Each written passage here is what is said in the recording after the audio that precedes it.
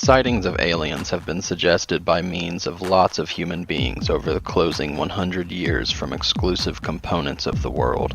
As per collective research of all these reports, it is being calculated that there are as many as 82 distinct sorts of aliens that are being considered on Earth. The extensive number of reports and testimonies concerning different extraterrestrial races indicates that the motivations and activities of extraterrestrial races vary greatly, and an idea of these motivations can be distilled from close examination of these reports and testimonies. The most compelling testimonies on the different extraterrestrial races comes from whistleblowers such as Sergeant Stone, who served for long periods in the military and/or corporations participating in black projects, and also contactees who had direct physical contact with extraterrestrials and communicated with them. This includes both contactees in the classic sense of those who have voluntarily interacted with extraterrestrial races, and abductees who have been involuntarily incorporated into extraterrestrial programs. Here's a short description about the pinnacle 10 extraordinary kinds of aliens that have been noticed on Earth. The extraterrestrial races in this group consist of the ubiquitous Greys from the megastar gadget Zeta Reticulum in the Orion constellation, who are described in most of the abduction cases and who appear most prominently in reviews of UFO crashes. Robert Dean blanketed the Greys as one extraterrestrial described in NATO's assessment.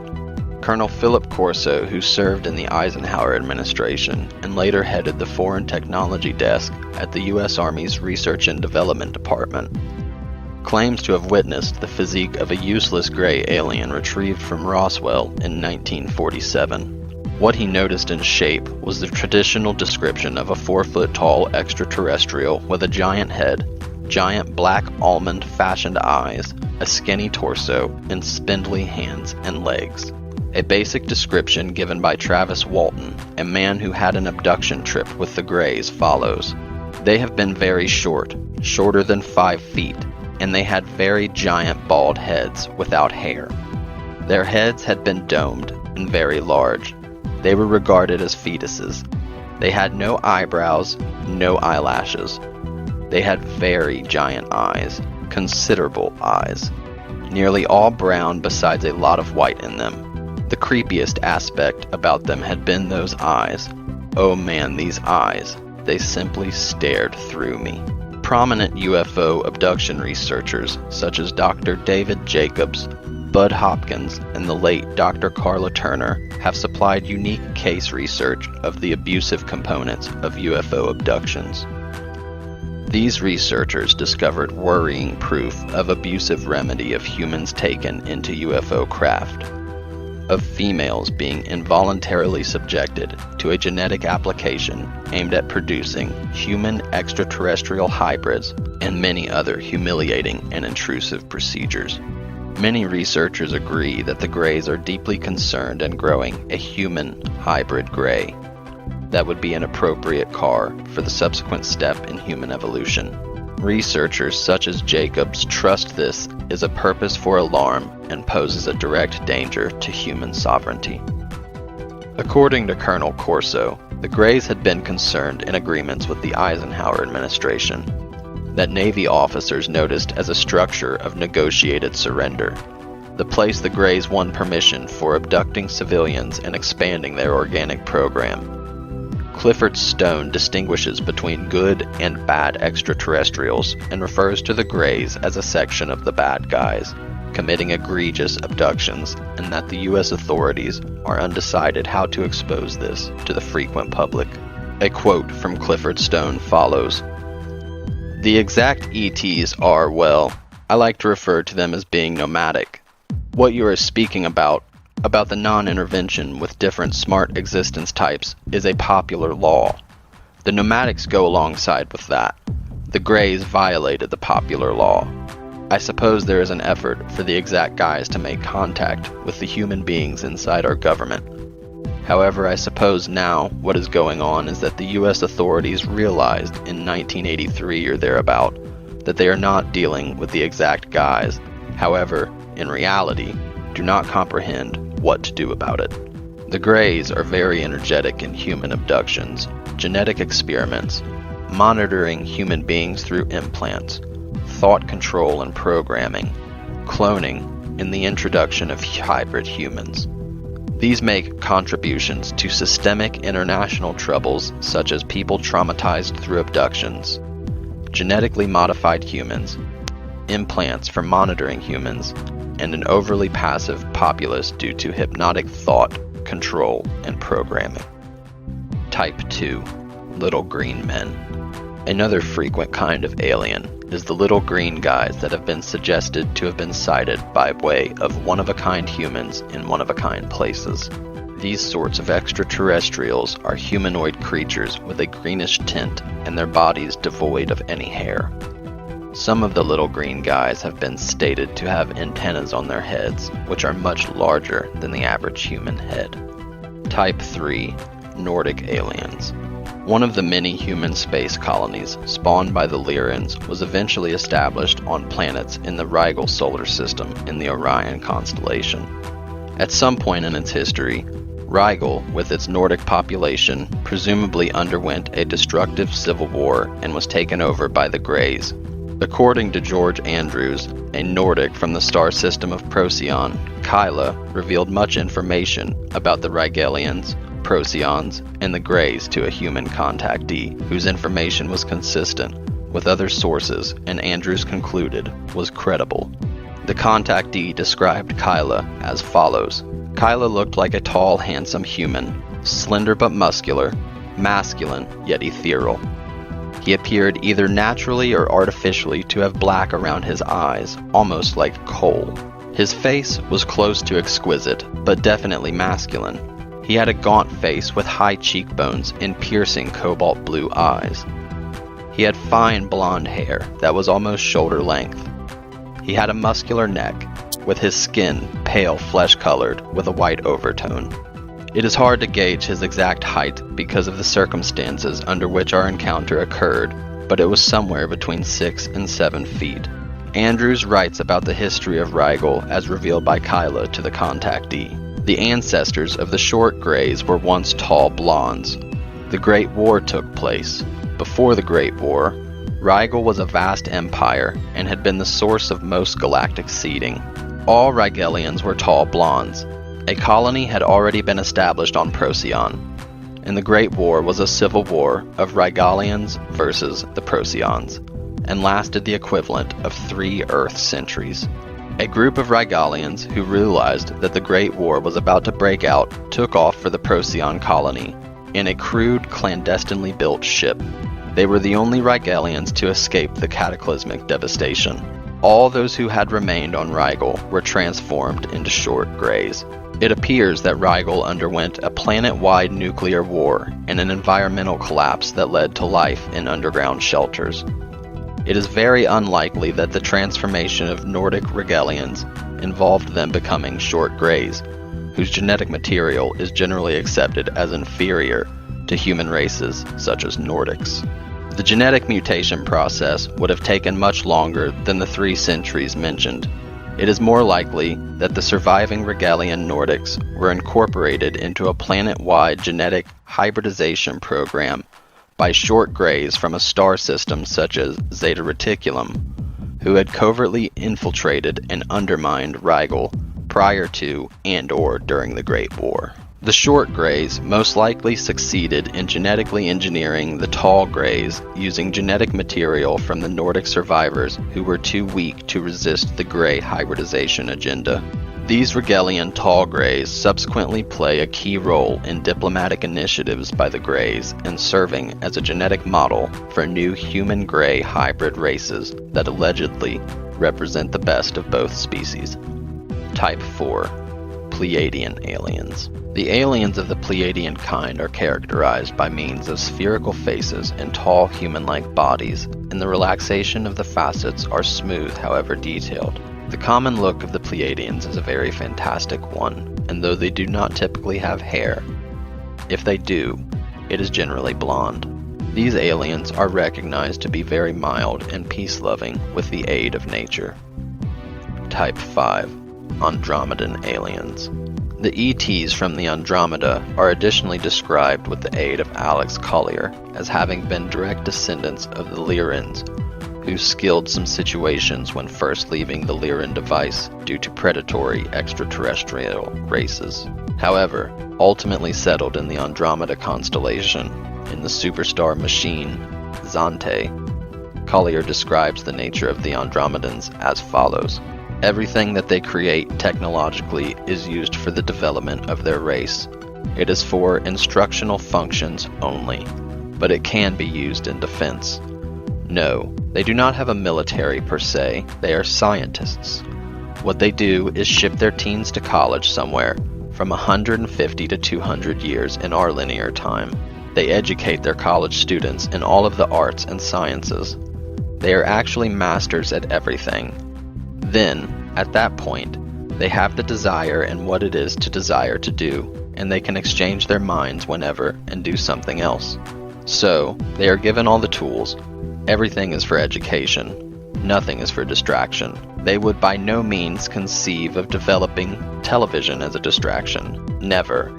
Everything is to assist them in evolution, and their science can be used for protecting functions, primarily the holographic stuff. The most massive function of the Andromedans is that they are instrumental in the Andromeda Council, which is a grouping of about 140 celebrity structures who deliberate upon Earth.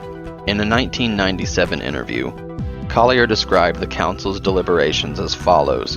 Now, in our galaxy, there are many councils. I do not understand the whole lot about all these councils, however I do understand about the Andromedan Council, which is a team of beings from 139 distinctive big-name structures that come collectively and talk about what is going on in the galaxy. It is no longer a political body. What they have been lately discussing is the tyranny in our future. 357 years from now, due to the fact that it influences everybody. Apparently what they have done via time travel is that they have been in a position to determine the place the massive shift in electricity occurred that motivates the tyranny 357 years in our future. They have traced it back to our photovoltaic system, and they have been capable of beaming it down to Earth and Earth's moon and Mars. Those three places. The very first assembly the Andromedan Council had was to figure out whether or not now, not at once, intervene with that was once was going on here on Earth. According to Moraine, there have been 78 entities that met this first time. Of these 78, half of them determined that they desired nothing to do with us at all, regardless of the problems. I assume it is actually vital that you recognize why they desired to have nothing to do with us. We are speaking about big-name structures that are thousands and thousands of light years away from us. Even some who have in no way met us. They simply know the vibration of the planet mirrored those on it. The motives why they desired nothing to do with us is that from their perspective. Earth human beings do not appreciate themselves. Every different planet, what perchance can be the price of Earth humans. Fortunately, the majority of the Council gave the opinion that due to the fact Earth has been manipulated for over 5,700 years, we deserved an opportunity to show ourselves, to at least have one shot at proving the different phase of the Council wrong. Another contactee who mentions the Andromedans is Adrian, who was once drastically interviewed with the aid of researcher Sean David Morton and observed to be credible. Adrian's testimony used to be supported by means of tremendous photos, movies, and witness testimonies. According to Adrian, the Andromedans play a necessary function in forming councils that deliberate on Earth's future, thereby independently confirming Collier's testimony. The Andromedans are one of the foremost extraterrestrial races most accountable for crop circles. He argues that the crop circles are meant to encourage people with the opportunity of extraterrestrial communications and to warn poor extraterrestrials of the penalties of their moves to manage and manipulate humanity. The Andromedans' chief reaction seems to be facilitating selections of the galactic neighborhood in dealing with tough issues such as the cutting-edge Earth situation, progressive techniques for resolving conflict, the schooling of childhood, and inspiring humanity with the probabilities of extraterrestrial contact. The international options they promote consist of supporting the increase of psychic, crystal, and rainbow children, peace education, exposing elite manipulation, advertising extended world governance, and diplomacy and hostilities resolution. Type 6. Reptilians. Another outstanding extraterrestrial race in this crew is described with the aid of Dean as humanoids with reptilian traits that are 6 to 8 feet tall. Reptilian extraterrestrial races have been described to be each native to Earth and additionally from different big name systems. R.A. Boulay has significantly analyzed a range of ancient sources and argued that there is adequate proof to help the conclusion that a historical extraterrestrial race of reptilians inhabited the Earth and performed a position in the introduction of humanity. According to Thomas Costello, a former protection agent at Dulce, a site categorized as an underground facility involving a range of extraterrestrial races cooperating with a quantity of U.S. countrywide safety corporations, reptilians indigenous to Earth work by way of aspect with people in different extraterrestrial races. Some reptilians are native to this planet. The ruling caste of aliens are reptilian. They have been made a historic race on Earth, residing underground. Reptilians rightly think about themselves, native Terrans. Perhaps they are the ones we name the fallen angels. Perhaps not. Either way, we are considered the squatters on Earth. Since I was once the senior security technician at that base, I had to talk with them on a day-to-day basis.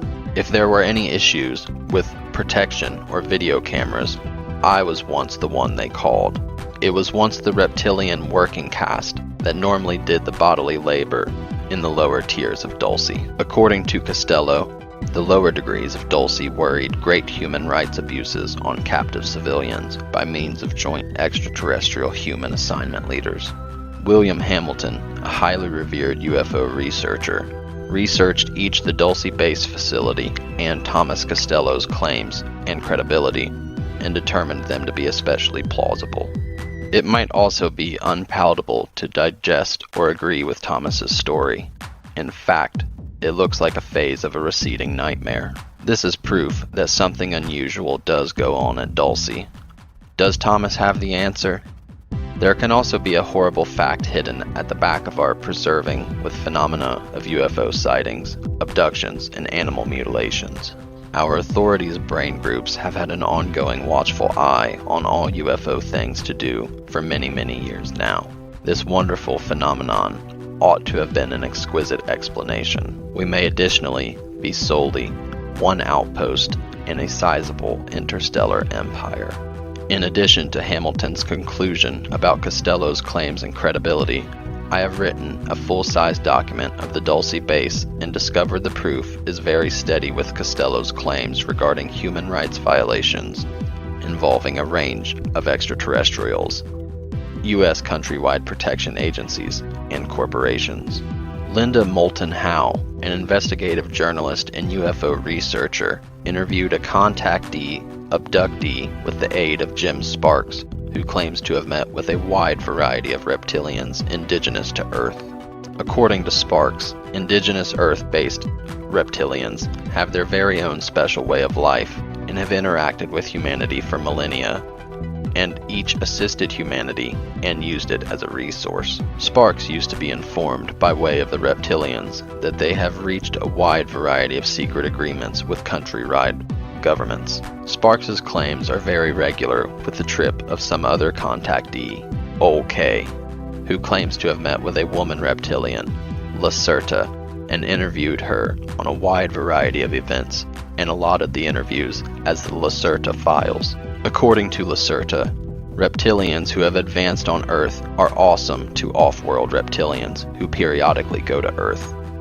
While there is some debate over the credibility of Old K, the testimony is coherent and steady with Sparks and different lookup on the reptilian species, and well worth thinking about to higher apprehend reptilian activities. According to Lacerta, the reptilians' disposition toward humanity is cautious, considering the fact that they view human beings as a primitive species that is the property of different extraterrestrial races that seeded the planet. The Earth-based totally reptilians, in accordance to Sparks, harvest people in a way that does not task the human presence on the planet. This suggests that the reptilians are following agreements imposed upon them through extra-effective, off-world, extraterrestrial races. In summary, in accordance to the whistleblower and contactee stories mentioned, as a result, it can be concluded that the indigenous Earth-based reptilians are worried in things to do such as manipulating human elites and monetary institutions, influencing spiritual faith systems, militarism, and altering the records of human civilization. The systematic world troubles, the indigenous reptilians, make a contribution to encompass covert human rights abuses, elite corruption and domination, manipulation of the media and corporations, divisive spiritual dogma, historic amnesia, and a subculture of violence. Type 7. Alpha Draconian. The most corrupt, hostile, and vicious type of aliens are the Alpha Draconian. These aliens are believed to have come from the Alpha Draconis and are characterized by giant reptilian features. These aliens are about 14 to 22 feet tall and weigh approximately 1,800 pounds or more. They believe themselves to be the rightful owners of the humans who are lesser evolved beings as per their standards. Type 8. Sirians. In addition to the above extraterrestrials, there are a number of human-looking extraterrestrials from Sirius B, which is a part of a binary star system. Alex Collier describes extraterrestrials from Sirius B as follows. The cultures around Sirius B have a very controlling vibration. Some of the humans are red, beige, and black-skinned. The planets around Sirius B are very arid and generally occupied by reptilian and aquatic-type beings. The society is more obsessed with political thought patterns instead of spiritual attributes. Amazingly, an African tribe called the Dogon had an intricate understanding of this elliptical orbit of Sirius B around their main star, Sirius A. This knowledge was apparently given to their ancestors by advanced extraterrestrials from the Sirius star system. The Dogon described the Sirians as amphibians from a planet around Sirius B, which is consistent with Collier's claims that one of the planets around Sirius B is generally occupied by reptilian and aquatic-type beings. The racial characteristics of the humans from Sirius B suggest that they are descendants from the star system Vega, which will be described later. Preston Nichols claims to be a whistleblower who participated in a clandestine project at Montauk that involved a number of extraterrestrial groups. An independent investigator found Nichols to be a very reliable and solid witness, and that for myself, his information checked out across the board, right down the line, to the extent that it was at all possible to verify particular information.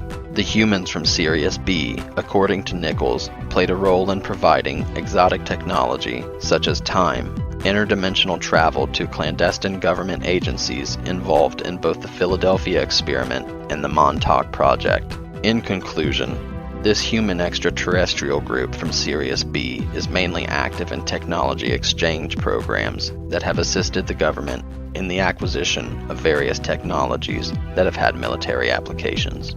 This appears to be aimed at promoting military cooperation to potential extraterrestrial threats against Earth, both through subversion and external intervention. The global problems that the humanoids from Sirius B have contributed to include covert weapons research, use of exotic technologies, and abuse of civilians used in time travel experiments. Type 9. The Anunnaki.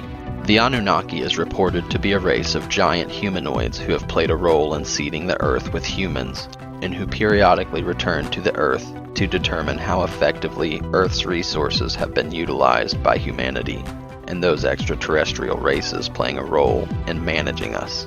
These are described by the Sumerians as the Anunnaki from the world Nibiru in the extensive cuneiform texts translated by Zechariah Stitchin. These giant humanoids apparently form the chief founding extraterrestrial race that were the gods described in ancient mythologies and religions. According to the accounts of the Sumerians, the Anunnaki's chief god is Anu, and the pantheon of Anunnaki, as described by Stygian, form key figures in the hierarchy that secretly oversee management of humanity and the planet Nibiru, which periodically returns to the vicinity of Earth. According to Alex Collier, this is how the Anunnaki, or the Nibirians, originated as a species. A very long time ago, colonies on Sirius B and the Orion group were having trouble with each other. In order to bring peace, there was a marriage between members of each group. The woman came from the Orion group, where the hierarchy includes a queen, the matriarchal paradigm. The male was from Sirius B. Both members were considered royalty of their respective line. When these two came together in marriage, their offspring had genetics from both lines.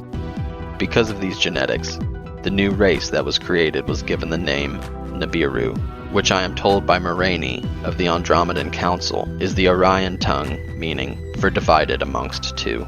This is who they literally are, a cross between those from Sirius B and a race from the Orion system. They formed a new tribe, which has continued to flourish for at least 100 of thousands of years. So they are a tribe that has become a race. It appears that the Anunnaki's mode of operation is to leave primitive species such as humanity to flourish on the planet's surface, while more advanced races, such as the Reptilians, form a kind of planetary management team to harvest humanity in a way that serves the long-term interest of the Anunnaki, who return periodically to assess their human experiment. It therefore appears that the Anunnaki form a kind of regulatory agent to ensure that the Earth's resources and humanity in general are responsibly managed. The Anunnaki have a relationship with the Earth-based Reptilians based on whatever historical agreements they reached over humanity will be managed. It is also likely that the Anunnaki have some form of agreement with the Draconians over how the latter intervene in worlds where the Anunnaki have established human experiments. Finally, it is also likely that some members of the Anunnaki have remained secretly on Earth and therefore have played a role in the creation of elite human organizations to manage human affairs. These agreements and/or secret control of human elite groups indirectly make the Anunnaki a part of the military-industrial extraterrestrial complex. According to Sergeant Dean, the Anunnaki are major players in human affairs, and this is likely to become more significant as their home planet Nibiru returns to the vicinity of Earth.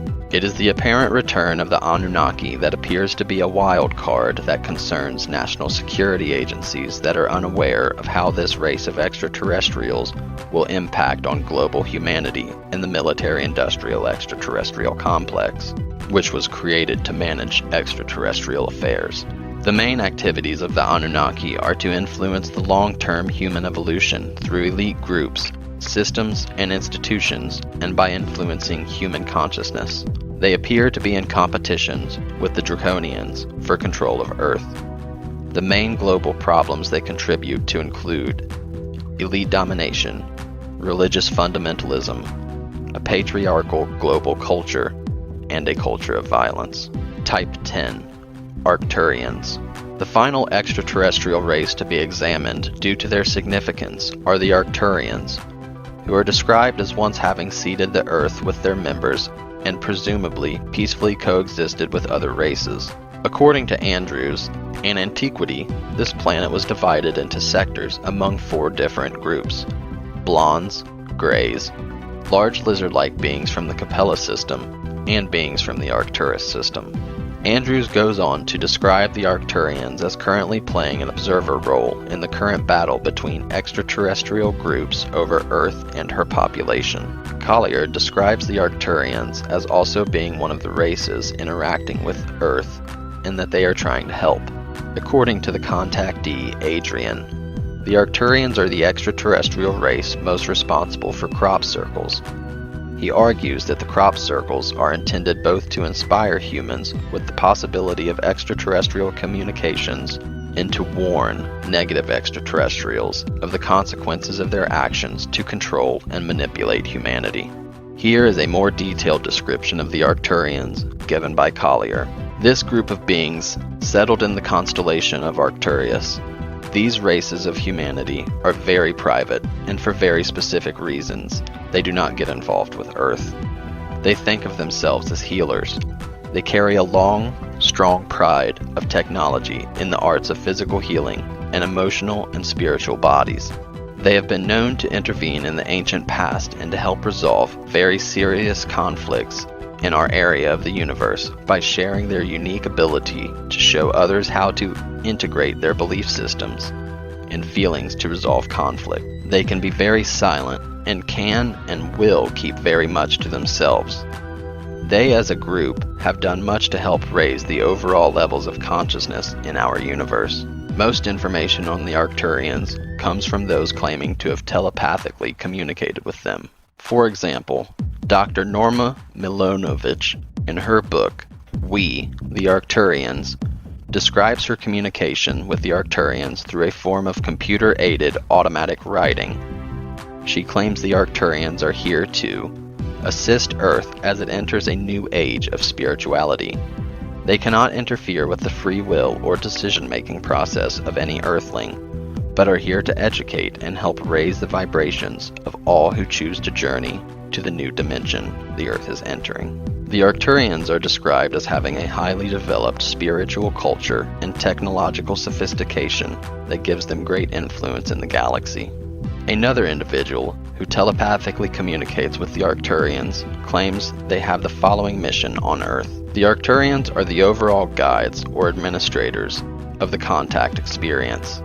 They have a desire to generally see this go well, to see you learn as much as possible by the process, and to assist you in any way they can. However, their affinity is to the future of the planet as a whole, and they tend to have a hands-off approach as much as possible. They will tend to do the least amount of work for the greatest effect. You'll find them to be efficient and quite creative in this. They may be useful to you in learning how to play, how to wait for the right timing, and how to do the very few important things you must do to succeed. The Arcturians' main activity therefore appears to be one of integrating spiritual values with advanced technologies, in providing strategic advice in transforming planetary systems and inspiring humanity with the possibilities of extraterrestrial contact. The global solutions the Arcturians contribute to include transparent and accountable global governance, integrating global financial, political, and societal systems, helping humanity coordinate effectively with all extraterrestrial races, in diplomacy and conflict resolution. If you enjoy this video and want to see more like it, please consider subscribing to us and hitting the like button. Feel free to write a comment below and suggest which theory you want to see next. If you'd like to further support this channel, please consider joining. Our membership link will be found in the description box below. We appreciate your support, and as always, thanks for watching.